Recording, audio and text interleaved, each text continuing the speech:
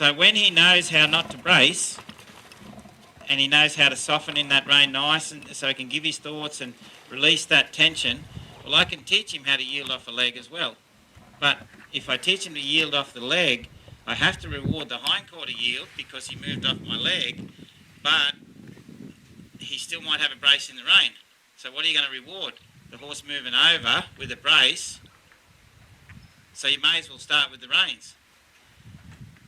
Once you can release the brace, then you teach them to move their leg over. Because this is the controversy. Well, just get a horse to move off your leg. Okay, I can. But does it mean he still braces in the rein? Maybe. If you like teaching the horse to stop with your seat, and the horse stops really heavy, because the horse stopped to your seat, you have to reward it for stopping. Because you have to reward it, you reward a bad stop. So you don't teach your horse to stop with your seat until it knows how to stop. Then you teach it to stop with your seat. Because you have to reward because the horse did it. So this one here, he has to release the tension to do it. So there's not, the only way he can do a nice hindquarter yield is to release the brace. But he can do a hindquarter yield off that with a brace, and I have to reward it.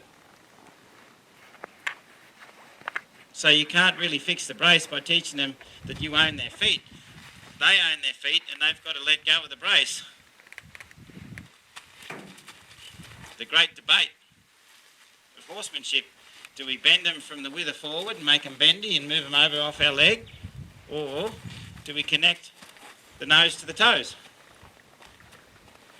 Which way do you want to go? It just depends. It's a choice thing. Lucky enough, I've tried both.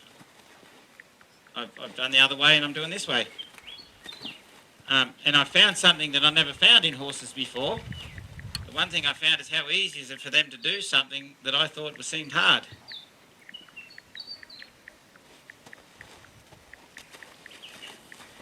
Now, why are we doing this one is because you watched him on the lunge, didn't you, Sue? And he was... He gets very straight, very like that. So this one here is so important for him to go back to until one day there is no teaching it, he just knows it. Okay? And I haven't done a lot of that with him, other than on the long rein. I've done a Yeah, the thing about the long rein, it's good to get him doing the movement, but this one here relies on the physics of the rein, the physical feel of where that rein's coming from. Now the reason why it works the hindquarter is because the pressure from the bend up to here blocks the shoulder a little. Okay, so that's why it releases the hindquarter. Now if I want the shoulder to move, I change the rein so it doesn't block the shoulder. See that there?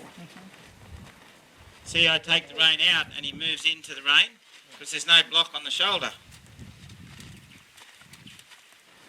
This is hard. There. There. Now lead out over there. Good. Good. It's like the long reins. You want the hind free and you want the front free. There. That was pretty good there. You did a nice one there where I got the hind and the front. Okay, and it's just working from backwards to forwards and backwards to forwards till there's no... If you did 5 on the front, you don't go to the back and miss one. So if you did 5 in a row with him, you do 5 in a row, you go to the hindquarter and he'd be still on the front. That's what would be happening. So I want instant front. Yeah? Instant hind. Hind. Hind without the front. There. A little bit stumbly, but not too bad. In front.